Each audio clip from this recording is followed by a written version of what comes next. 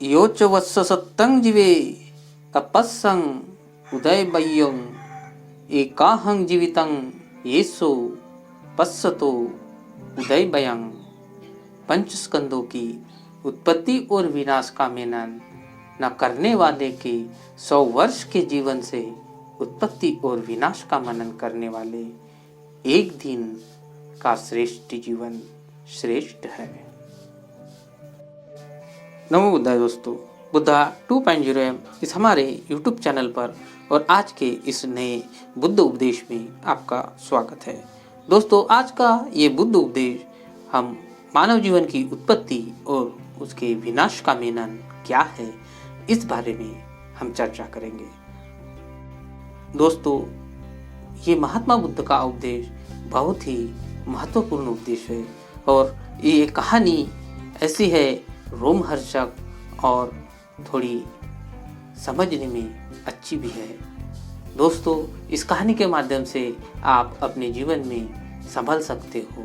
तो दोस्तों, इस कहानी को आखिर तक जरूर देखिए, जरूर सुनिए और अभी तक आपने वीडियो को लाइक और चैनल को सब्सक्राइब नहीं किया हो तो कर दीजिए दोस्तों, ताकि हमारे ऐसे ही बुद्ध उपदेश वाले वीडियो आपके पास सबसे पहले पहुंच सके। तो दोस्तों, आज की कहानी हम शुरू करते हैं। कौशल जनपद के श्रावस्ती नगर में भगवान बुद्ध के संग को कोई ऐसा दिव्यदान प्रकाश पुंज नौछावर किए है जिसके प्रकाश की रश्मियां आज तक भी सारी जगत को एक अंतर्दृष्टि प्रदान कर रही है। ऐसा ही एक रश्मि है पटाचारा। पटाचारा श्रावस्ती के एक धनी सेठ की रूपवती लाड़की पुत्री थी। वह बड़े लाड़ प्यार से सुख सुविधा से पली बड़ी हुई। उसका विवाह उम्र के योग्य हुई। माँ बाप ने विवाह का निश्चय किया, परंतु उस युवती का स्नेह किसी और पर ही आसक्त था। वो किसी और से प्यार करती थी। वह अपने घर के नौकर को अपना दिल दे बैठी थी। उसने घर से कुछ सामान अपने साथ लिया और उस सेवक के साथ भावी जिंदगी के बसाने के लिए वह नगर के मुख्य द्वार से पलायन कर गई। वो उसके साथ भाग गई। श्रावस्ती से बहुत दूर चले गए थे। दोनों गृह और गृहस्थी बन गए। उसने अपनी गृहस्थी अलग बसा ली थी। दोस्तों, समय बीतता गया। वह गर्भवती हुई। पति के घर में वह सब सुख सुविधा उसके नहीं थी, क्योंकि वो नौकर था, काम धंधा करने वाला था।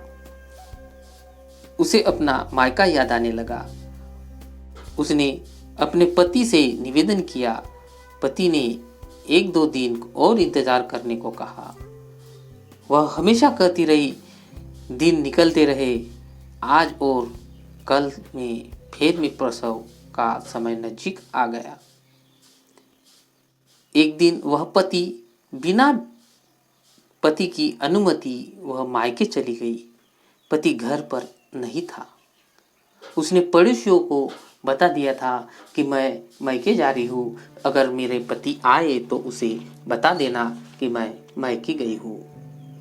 उसका पति आ गया। वह अपनी मायके जा रही थी। पति घर आया, पत्नी को नहीं देखा। आसपास पता किया, उसे मालूम हुआ तो वह पत्नी को वापस लाने के लिए पीछे पीछे दौड़ पड़ा। उसे दुख हुआ, अफसोस हुआ कि आज उसके कारण वैभव संपन्न उसकी पत्नी की यह दुर्दशा हुई है। वह उसी रास्ते को उसे ढूंढने निकल पड़ा। उसे पटाचारा मार्ग में ही मिल गई। उसने नहीं जाने का मनत्व बताया। पत्नी उसकी नहीं मान रही थी। पटाचारा अपने पति की बात नहीं मान रही थी। वो चलती ही जा रही थी। दोनों चलते रहे। कुछ दूर चले जाने पर पत्नी को प्रसव वेदना शुरू हुई। संतान उत्पन्न हुई। दोनों खुश हुए। जिस प्रयोजन से पिता के घर जाना था वह अब पूरा हो चुका था। उसका जाना टल गया। वे वापस अपने घर आए, सुख से रहने लगे। समय बीतता गया। कुछ समय पश्चात वह फिर गर्भवती हुई। फिर वही बात हुई।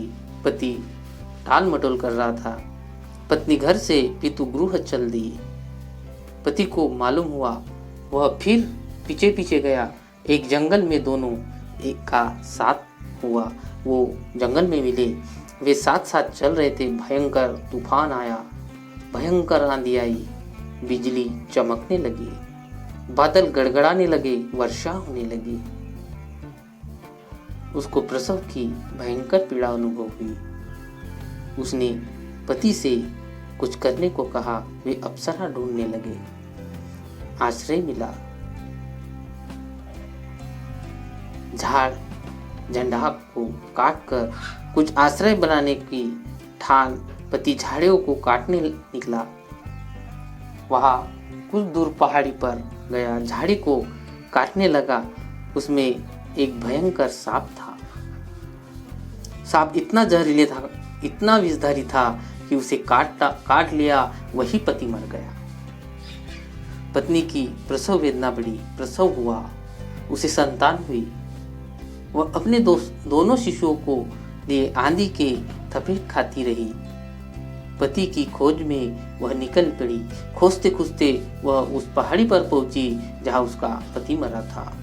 उस झाड़ी के पास पहुंची। उसके शोक सीमा नहीं रही। पति मृत अवस्था में पड़ा हुआ उसे दिखा। वह रोई, वह चिल्लाई, उसने विलाप किया और उसकी मार्किक वेदना को सुनने वाला वहां पर कोई नहीं था। उसका दारुण रुदन आरुण्य रुदन बनकर रात भर इस मनस्थिति में विलाप करती रही, कहराती रही। उसके पास अब कोई दूसरा चारा नहीं था। वह किंकर्तव्य विमूढ़ थी। पक्षियों का किलकारी हुआ, सुबह हुई। वह अपने पुत्रों को साथ लेकर मायके जाने लगी। उसके कपड़े भीगे थे, शरीर शिथिल था। बच्चे रो रहे थे, विषाद की परिकाष्ठा थी। फिर भी बच्चों की रक्षा की भावना उसको शक्ति दे और स्फूर्ति दे रही थी। वह चली जा रही थी श्रावस्ती की ओर। मार्ग में एक नदी थी। उस रात्रि को हुई वर्षा का उफान उसमें था। वह दोनों बच्चों को साथ लेकर उसको पार करने में असमर्थ थी। उसने सोचा, उसने कुछ पत्ते तोड़े, उनको बिछाया और एक बच्चे को वही नदी के तट पर बिठा दिया और नदी के उथले जल में जहां पानी कम था वहां प्रविष्ट हुई। वहां से वो जाने का प्रयास कर रही थी। नदी पार करने लगी। वह नदी के अंदर जो जो आगे बढ़ती वह पानी गहरा होता जाता, पानी की गहराई बढ़ती जाती। फिर भी वह नदी पार करना चाहती थी। पार कर रही थी। उसकी नज़र एक अपने हाथ पर थी और दूसरी नज़र उस तीर पर बैठे बच्चे की तरफ थी। वह दोनों की ओर देखती और नदी पार कर रही थी। नदी के बीच में ही पहुंची और एक बाज आया। उसने अचानक झपटा मारा। उसकी नजरों के सामने नवजात को छीन लिया। वह चिल्लाई, शोक किया, हाथ ऊपर उठा उठा कर शोक करने लगी। तीर पर बैठे बड़े लड़के ने सोचा उसकी माँ उसे बुला रही है। वह उठा, नदी में प्रविष्ट हो गया। नदी की धारा इतनी बड़ी थी कि उसे वो बहाकर ले गई। उसके बाद वह बहुत सी चित्कार करने लगी, रोने लगी, पुकारने लगी, विलाप करने लगी। उसकी सुनने वाला वहाँ कोई नहीं था, सहायता करने वाला वहाँ कोई नहीं था। वह निस्सहाय थी, निर्बल थी, टूट चुकी थी। फिर भी उसे नदी तो पार करनी ही थी। उसने जैसे तैसे नदी पार की, जल की निकली श्रावस्ती की मार्ग पकड़ा। अब माँ बाप के अलावा उसका कोई दूसरा सहारा नहीं रह गया था। रास्ते में एक पथिक मिला उसे। उसने उससे श्रावस्ती का हालचाल पूछा, अपने माँ बाप के बारे में पूछा, भाई बहनों के बारे में पूछा। पथिक ने बताया, मैं उधर से ही आ रहा हूँ। रात को श्रावस्ती में भयंकर तूफान आया, भूचाल आया, कई मकाने गिर गए, कई लोग मर गए। सृष्टि का मकान भी गिर गया। सेठ अपनी पत्नी और पुत्र के साथ मकान के मलबे में दब गया। बड़ी दर्दनाक मौत हुई उनकी। वह कांप उठी, उसकी आंखें भर आई। वह इस हृदयद्रावक शोकाघात को सहन नहीं कर सकी। आगे जानने का इसके साहस नहीं बचा था उसमें। पथिक बोला, मैं जब वहां से चला जा रहा था तब उनकी अर्थी ले जाई जा रही थी। यह बहुत सा धुआं उसी स्मशान से उठता हुआ दिख रहा है। उसने संकेत किया। वह विक्षिप्त हो गई। वह रोती हुई शमशान गई। अपनी माँ की बाप की जलती हुई चिताओं को देख अपनी सुध बुध खो बैठी। वह पागल सी हो गई, पागलों की तरह हरकतें करने लगी। उसके शरीर से वस्त्र कब गिरे उसे इसका भान तक नहीं रहा। वह श्रावस्ती की हर गली और कूच में चिल्लाती फिरती, मेरे दोनों शिशु मर गए, मेरा पति मर गया, मेरे माँ बाप मर गए, मेरा भाई मर गया। नगर के बालक उस पर पत्थर फेंकते, कीचड़ फेंकते। उसको इसका कोई ध्यान नहीं रहा था। निर्वस्त्र वह पागल गली गली विलाप करती फिरती रही, घूमती रही। वह एक दिन श्रावस्ती के जेतवन विहार में प्रविष्ट होने लगी। लोगों ने उसे निर्विस्त पागल और औरत को रोकना चाहा, हटाना चाहा, पर भगवान की कृपा दृष्टि उधर पड़ गई। भगवान ने संकेत किया, उसके प्रवेश के द्वार खुल गया। उसने तदाकत की सौम्यता देखी, भिक्षुओं की स्वाच्छिदता छट्टा देखी, वातावरण की विचित्रता देखी। उसकी चेतना की परतें खुलने लगी। उसने अपने शरीर की ओर देखा और अपनी नग्नता का उसे भान लगने लगा। वह लज्जित हुई, लज्जा की बोध हुआ। वह अकूढ़ होकर बैठ गई। एक भिक्षु आया और उसने उस पर चिवर डाल दिया। उसने अपने शरीर को उस कपड़े से ढक लिया। भगवान के चरणों में भगवान अपना महात्मा बुद्ध थे और गंभीर थे। वे बोले, किया पुनादि पर लोक गमन के सहायक नहीं होते हैं, वे रक्षा नहीं करते।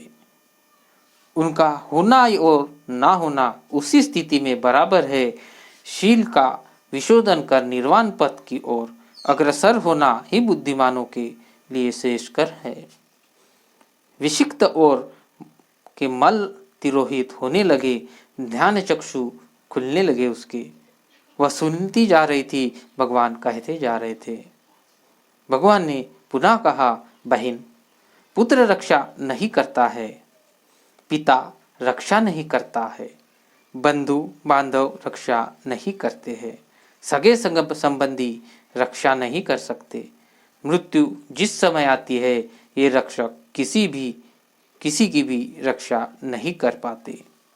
बुद्धिमान लोग इसे जानने का प्रयास करते हैं। वे प्रज्ञावान होते हैं, शीलवान होते हैं, निर्वाण के मार्ग का गणन करते हैं। वह स्तोत्रापन्न हुई। उसने अपनी व्यथा सुनाई। भगवान महात्मा बुद्ध ने फिर कहा, तुम्हारी सहायता के लिए कोई दूसरा आने वाला नहीं है। तुम्हें अपनी मदद खुद करनी पड़ेगी। जिस प्रकार आज तुम अपनी संतान, पति, माँ बाप और भाई के लिए आंसू बहा रही हो, इससे कहीं अधिक तुमने अपने अनगिनत पूर्व जन्मों में आंसू बहा दिए हैं। समस्त समुद्र के जल से भी अधिक अब तक मनुष्य आंसू बहा चुका है। अपनी संतानों और बंधुओं की विदा पर नाहक शोक करने वाला दुख को आमंत्रित करता है और शरीर कष्ट में पड़ता है। एव अपने जीवन को शोक विषीभूत कर क्यों नष्ट कर रही हो? उसकी चेतना लौट आई। उसने प्रविजित होने की इच्छा जाहिर की। भगवान ने उसे भिक्खु निसंग के पास भेज दिया। उसने प्रव्रज्ञा ली और वह पटाचारा के नाम से प्रसिद्ध हुई। किसी समय पटाचारा अपना पैर धो रही थी। धोते समय वह मनन कर रही थी पंचस्कंदों की उत्पत्ति किस प्रकार होती है और उसका विनाश किस प्रकार होता है। उसने पद पर पानी डाला, पानी गिरा, पानी बहा, वह जमीन पर कुछ दूर जाकर सूख गया। उसने दूसरी बार पानी फेंका, दूसरी बार फिर पानी कुछ और अधिक दूर जाकर सूख गया। उसने तीसरी बार पानी गिराया, वह कुछ और दूर जाकर सूख गया, मिट्टी में समा गया। पटाचारा ने सोचा, इसी प्रकार प्राणी प्रथम, मध्यम और अंतिम अवस्था में आते हैं। शरीर अनित्य है, भंगुर है, वह अनित्यता और अनंतता में डूब गई। भगवान अपनी कुटी में आसनस्थ थे। उन्होंने देखा, पटाचारा की चित्तवृत्ति को समझा। वे बोले, पटाचारे, पंचस्कंदों के उत्पत्ति और विनाश का मनन करने वाले का एक दिन, एक जीवन भी 100 वर्ष तक जीने वाले अमनशील व्यक्ति से उत्तम है। सांसारिक वस्तुओं की पंचस्कंदों की उत्पत्ति और विनाश को न देखते हुए 100 वर्ष तक जीना निरर्थक है। उसकी अपेक्षा में इस उत्पत्ति और विनाश को देखते हुए देखने वाले व्यक्ति का एक दिन का जीवन भी श्रेष्ठ है। ऐसा कहते हुए महात्मा बुद्ध ने यह गाथा कही थी, यो च वत्स सत्तं जीवे अपस्सं उदय बब्बय्यं एकाहं जीवितं सेयो पश्यतो उदय बय्यं। पंचस्कंदों की उत्पत्ति और विनाश का मनन करने वाले के 100 वर्ष के जीवन से उत्पत्ति और विनाश का मनन करने वाले का एक दिन जीवन श्रेष्ठ हुए। तो दोस्तों, आज का ये वीडियो में आपने क्या जाना। दोस्तों, कोई किसी की मदद के लिए नहीं आ सकता है। मृत्यु आए तो मृत्यु को कोई भी नहीं रोक सकता। दोस्तों, कोई किसी के मदद में को नहीं आता, खुद की मदद खुद को ही करना पड़ता है। तुम प्रयास करोगे तो तुम अवश्य सफल होगे। अगर तुम प्रयास ही नहीं करोगे तो आप सफल नहीं हो सकते हो। दोस्तों, जीवन में प्रयास करते रहना चाहिए। दोस्तों, जीवन में हर समय आदमी कुछ ना कुछ सीखते रहता है, पढ़ते रहता है। दोस्तों, आज के इस वीडियो के माध्यम से आपने जो कुछ भी जाना है, जो कुछ भी आपको समझा है, यह हमें नीचे कमेंट बॉक्स में ज़रूर बता दीजिए। और एक बार नमो बुद्धाय इस कमेंट बॉक्स में ज़रूर लिख लीजिए। दोस्तों, आज के लिए बस इतना ही। मिलते हैं अगले वीडियो में। तब तक के लिए नमो बुद्धाय, जय भीम।